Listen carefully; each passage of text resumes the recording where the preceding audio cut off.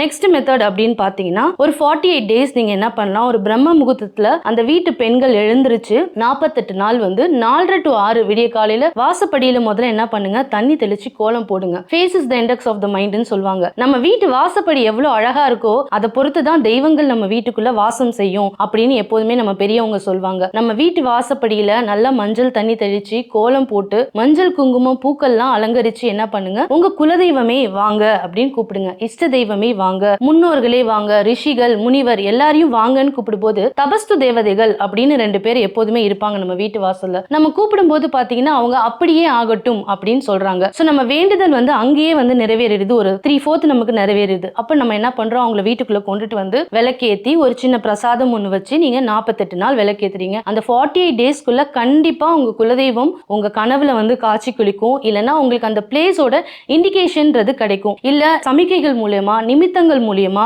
இல்ல வேற ஒரு மனிதர்கள் மூலியமா உங்களுக்கு அது எந்த பிளேஸ்ன்ற இண்டிகேஷன் காட்டும். சரி, இப்ப இந்த 3 மெத்தடுமே எனக்கு தெரியல அப்படின்னா நான் என்ன பண்றதுன்னு கேட்டீங்கன்னா, நம்ம ஏஎல்பி அஸ்ட்ராலஜி மெத்தட்ல ஒரு அழகான முறை இருக்கு. 5ஆம் பாவகத்துல எந்த கிரகம் இருக்குதோ அந்த கிரகம் தான் உங்களுக்கு குலதெய்வமா இருக்கும். இப்ப 5ஆம் பாவகத்துல எந்த கிரகம் இருக்கு அப்படின்னு பாத்தீங்கன்னா, ஃபார் எக்ஸாம்பிள் 5ஆம் பாவகத்துல சூரியன் இருக்காரு அப்படின்னு வச்சுக்கோங்களேன், சிவன் வருவாரு உங்களுக்கு குலதெய்வமா. சிவன்னா சிவன் டைரக்டா நமக்கு வர மாட்டாங்க, பரிவார தெய்வங்கள் எல்லாருமே வந்து நமக்கு குலதெய்வமா வருவாங்க. 5ஆம் வீட்டுல சந்திரன் இருக்காங்கன்னா